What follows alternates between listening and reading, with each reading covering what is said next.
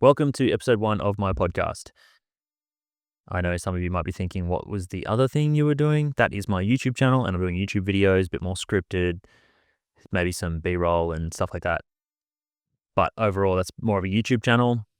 This will be part of the YouTube channel, but it's also separate. So it's a podcast. This is the format that I would like to drive forward into, more of a conversational update and just talking about interesting things, a bit more slower pace, but also part of the volume of my uploads.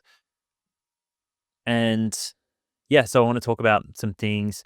The format so far to this point, one day I would eventually like to be talking to guests and things like that. But at this stage, what I'm going to be doing is just talking about some things that are of interest, the markets and what I'm learning about at the moment. So I'm going to expand it past, and this is also a broader general direction for the channel, is I'm going to expand it past just purely finance. I'm going to talk about some of the things I've been up to, some of the things I've been doing, and what I'm going to move forward to in the future.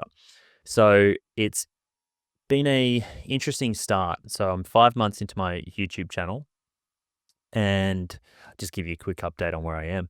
So I'm 5 months in, and I had a bit of a slow Christmas time where there was a lot going on, and I lost access to my desk, which made filming and editing and doing all those sort of things really difficult. So that slowed me down a little bit, but I've been reasonably consistent. I've now got 49 videos, I believe. So almost up to 50. That's across long form and short form. Most of those are short form, and a lot of those are recut from my long form. So I will start to be talking about the process of this because it's almost like documenting my journey through growing this brand and doing this little project that has been taking up quite a lot of my time since October last year. So I hope to increase the volume a little bit. Now, how have I been doing that? I've been doing that through this new productivity thing that I've been trying, which is going to bed early. Groundbreaking, I know, but it's allowed me to get up at about 4 o'clock in the morning. And I've been trying to get in an hour and a half to 2 hours worth of work in the morning, which is actually significant because then the rest of the day, I've already done something.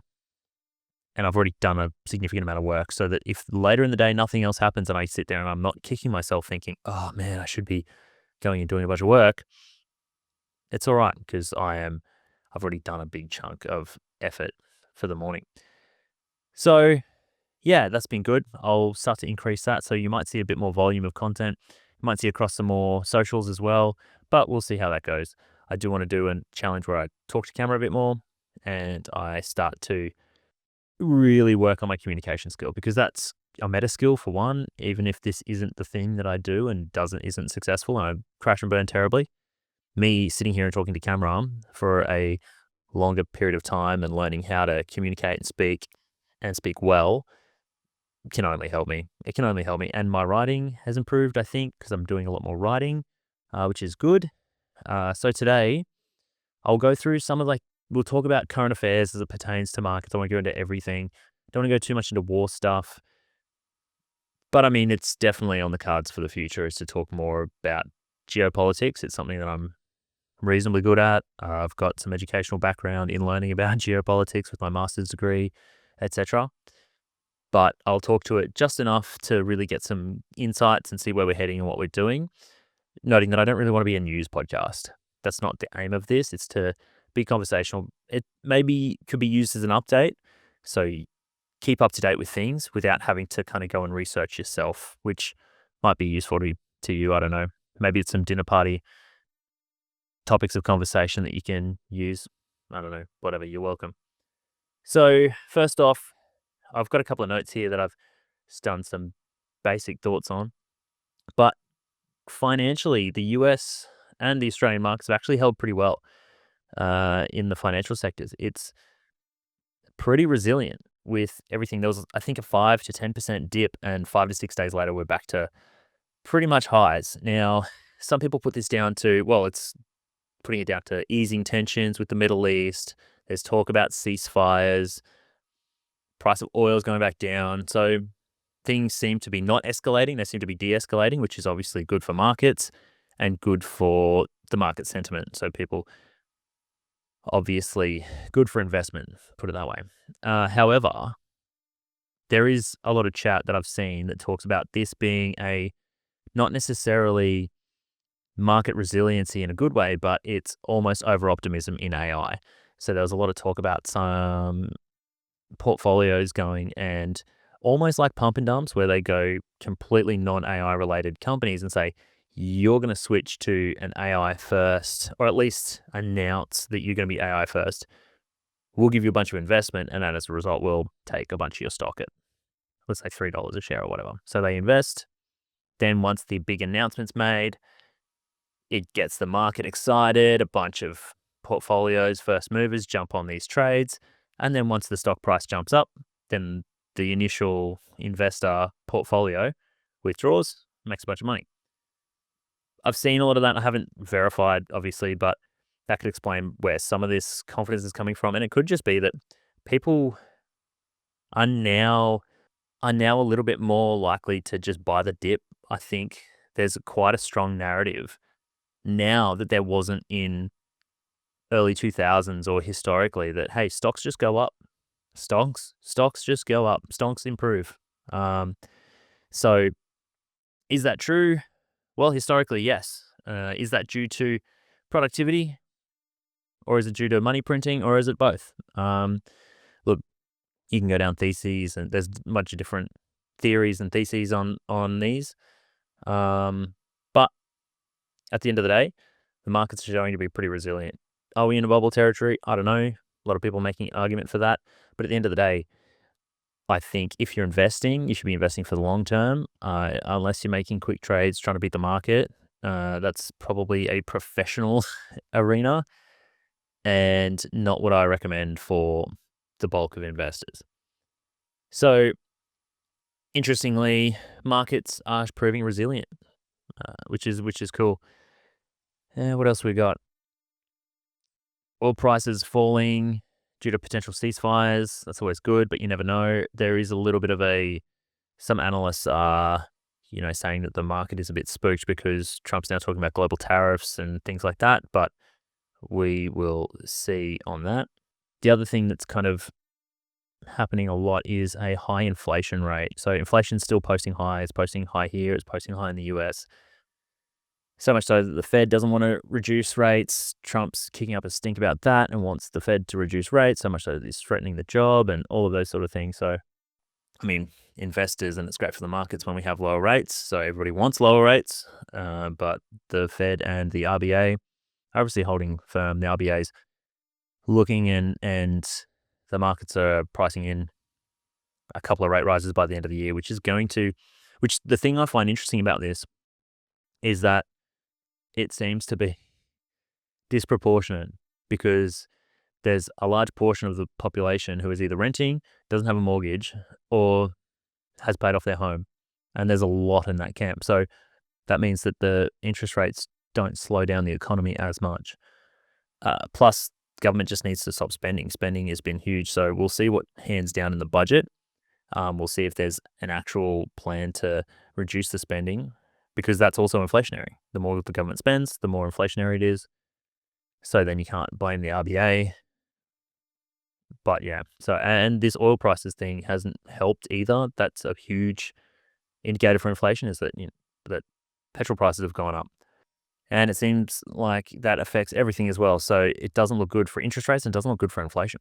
So we'll see what happens, and we'll see what the other big thing is this budget with the capital gains tax discount and negative gearing changes that they want to do. So at the moment, what it looks like and what I've seen in a bunch of different articles is that they want to reduce the capital gains discount from 50% to 30%, which essentially means you'll have to pay more tax when you have a tax event realizing a large sale of an asset, whether that's shares or property. They were talking about limiting that to property, which I think would kind of make sense if that's the asset class they're specifically targeting, because you don't want to disincentivize long-term holdings of shares, right? You want people to hold in the share market for a long time, and you want people to buy and hold. Particularly, you want to increase investment in the markets, not decrease. Except that there's an argument for the fact that is inflating property prices, which is why they want to reduce that discount. Look, will it work?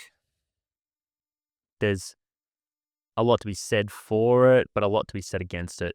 I read some articles that were pretty interesting, and and this is where I kind of land on it, is I think that it won't help ease the property prices so much, but it will generate revenue for the government. The government can then do with that whatever it wants. So that's been the biggest argument for it that I've seen, is that people have said, oh, it's great, because the people who are for it because they say that, oh, well, this is good because the government will then get all this money that they can then divvy out to people who deserve it and take it off the greedy property investors who have just absolutely hoarded all the properties and profited while everyone else basically starves, is the narrative that I've seen. So, look, you've just then got to have a lot of trust in the government. The government's going to do smart things with that money, but yet to be convinced. On that, I do have some notes here which I think are interesting. So, how much this is going to affect property prices. Oh, actually, sorry, I'll step back one into negative gearing. What they're talking about doing, and what it seems like, it's definitely priced in. They have pretty much said that it's a done deal. They're going to do something with it to change it. But what they're going to do is apparently limit it to 2 investment properties. I have seen talk that it's going to limit it to, that they're going to count blocks of units as one, which is interesting. There's still so many questions on how that actually comes about. Is that strata titled, or is that all in one? Like, do they have to be on one title, or can they be strata titled, all be on a different title, and you still count that as one property? Which I would say yes, because you buy a block of units, you buy that as one investment. You don't buy a block as 6, 10, 12, whatever the amount of units are. That's just one really big sizable investment. But it depends on how they cut the numbers. So yet to be seen on how that will shape out.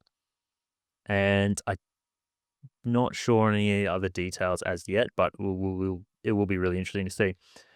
So a couple of stats though for you. 2.29 million Australians own investment properties, which is about 14 to 15% of taxpayers. Most are small scale. 71% of those hold one property.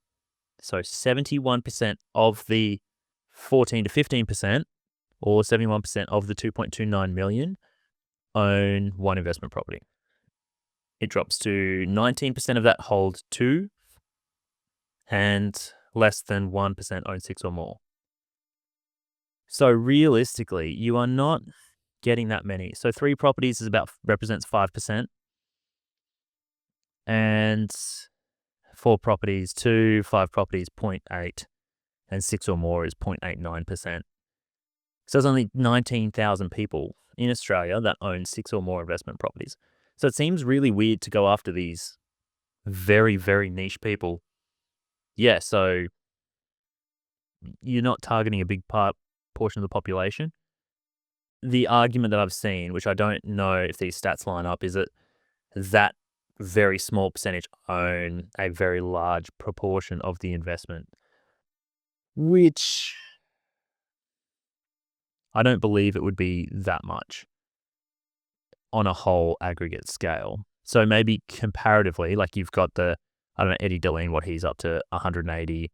Nathan Birch, he's got over 100 surely. And that would represent, 0.89, probably even 0.001 of the population. But yeah, how much that has an impact on housing prices overall is yet to be seen. I think it's more just a political stunt more than anything, just to be able to say, hey, we're doing something. We're going after the bad guys who are the property investors. We're not actually tackling the core issue, which is the supply or the banks, to be honest, because there's a couple of issues with this. One, there's the supply issue. We're not building enough, which I do agree with. But also, a lot of that economics ignores the fact that available credit does inflate asset prices or commodity prices. Look at anything that, one, has government regulation attached to it, and 2, anything that you're able to loan against. University degrees, regulated and meddled with by the government or market manipulated, and house prices. Cars are more expensive too, but not in the same way. They're less regulated. Like, no one really cares. It's not a political issue who owns a car or whatever. but they have inflated quite a bit, and you can borrow more money. It seems like even per inflation, they've increased in value a lot more. I don't think I remember being able to buy a car. I mean, obviously, inflation is a thing too, but I remember being able to buy a Hyundai for like 9 grand or something brand new. Good luck getting any car brand new for 9 grand now. I don't even think there's anything that's that cheap. Uh, I think even accounting for inflation, I'd have to check these numbers. So forgive me, I haven't checked this out. But even accounting for inflation, I think they're higher than what it would be in today's dollars. General on aggregate, cars have increased, and yeah, they're more safe and they've got more features and stuff like that. So there's a lot of that too. But I think there is something to be said that when you add an ability to loan money to get an asset, whether that's a degree or a house, that asset will, just because the availability of people being able to buy it increases. So therefore the demand increases, therefore the price goes up. And I think there's something we don't talk about a lot, but no government is ever going to go after the banks and say, hey, stop lending. In fact, with the 5% deposit scheme, it just goes to show it's like, well, we'll give you more money to be able to buy more, which I think just exacerbates the problem. So yeah, it's who knows? You can't predict the future. Anyone who says they can just can't. It's a complex system. Difference between complicated and complex systems is, one, complex systems you can't predict the effects of anything really. All right, some more interesting age demographic trends with investments. Age profile. So the largest share of investors are 50 to 59, followed by 40 to 49, 24%, and 60 plus, 23%. So yeah, anything, the property investors skew older. Let's put it that way. Yep. So investors over 60 have gone from 14% of the ownership of investment properties to 27 in 2 decades. I mean, it makes sense. We're living longer and they've lived through the big boom times. So obviously your net worth increases as you get older. You accumulate more wealth, more property, and we love accumulating property in Australia. Yeah, so it's around 30% of outstanding housing loans are held by investors, with that share increasing apparently. But the total number of investors has dropped. So the total pool of investors is dropping because actually if you look at the rates, and with negative gearing it becomes attractive, but with the yields and the rates being higher, I think as soon as you get to a 6 or 7% in interest rate, you lose the benefits because you've got to take out basically a percent, or you've got to take off the 5 or 6% because the yield, let's put it this way, the yield on a property roughly between 4 and 6% average sort of yield, depending on whether it's regional. Obviously you get a higher yield versus capital cities, has a lower yield. But you got but you have to think, but then you've also got the 5 or 6%, 6 to 7% interest rates now.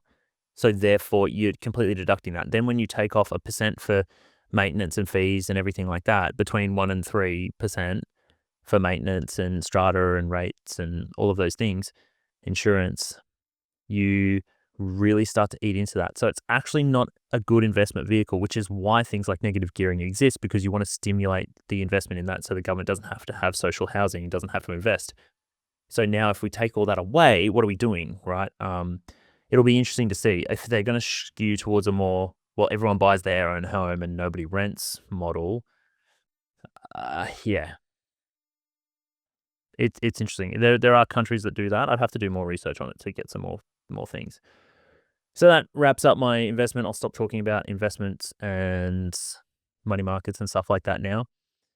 And I'll go on to what I'm learning and good life hacks. So this year has been my year of smashing gym, and actually less gym, more dialing in diet, nutrition, and sleep. Those have been the big levers that I've pulled this year and have had some outstanding results.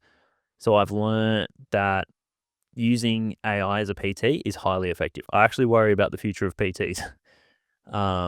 Maybe not so from you go to the gym and you work out with someone, but online PTs especially, I think there's probably a closing window where AI is going to bridge that gap. Before, you kind of needed even someone just to text in and you could do that. and be like, hey, yeah, I did this week. Yep, great, stay on it. I've lost this much, whatever. But now AI can be that for you. And that's what I started to do. So what I did is I used just ChatGPT, and I took photos of myself, and I used MyFitnessPal as well.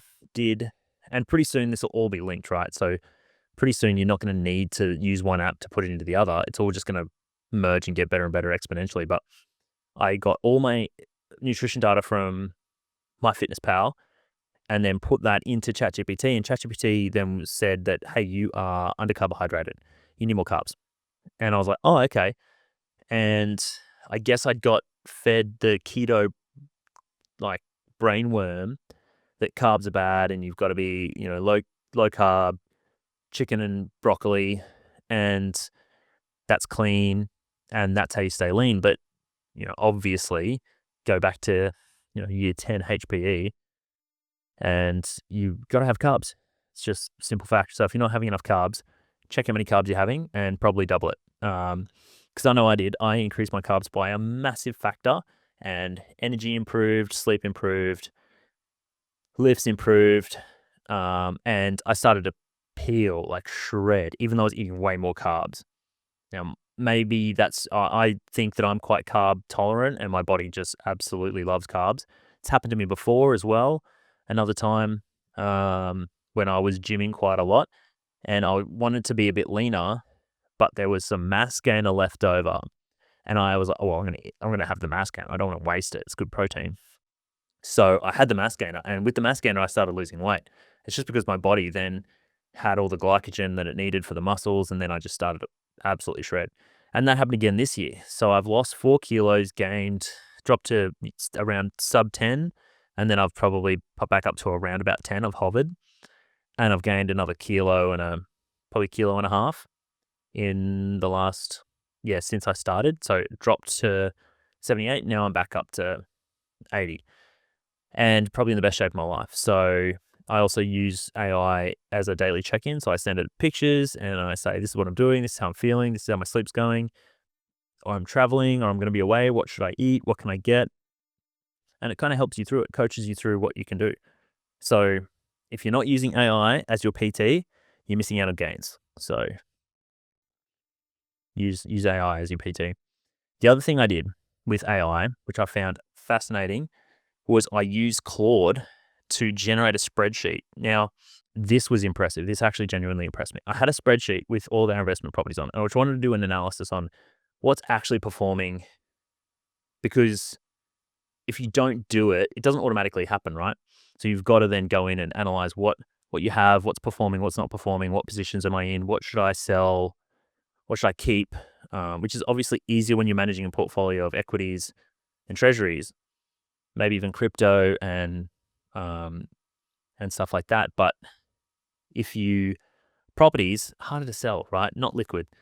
It's a big deal to sell. So you kind of just sometimes get complacent and let them tick along. But what I did was I had this old spreadsheet, and it wasn't quite the spreadsheet that I wanted. It didn't have the data that I wanted, but it had the properties, had the loans, the amounts, the interest rates, and I put all this into Claude, but a screenshot.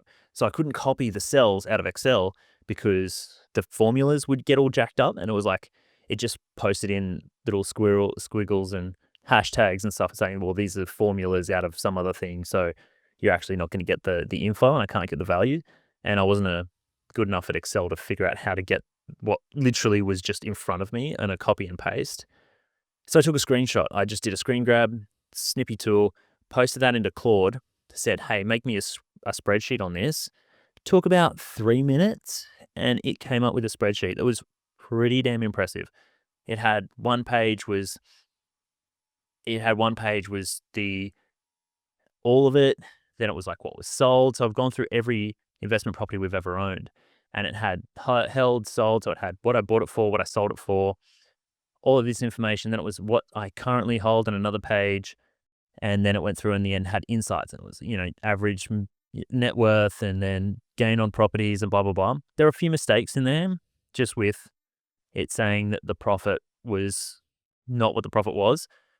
So it was the profit, for example, the profit that it posted was saying that, oh, this is sale price minus the loan price, but it actually should be the sale price minus the buy price, not the loan price.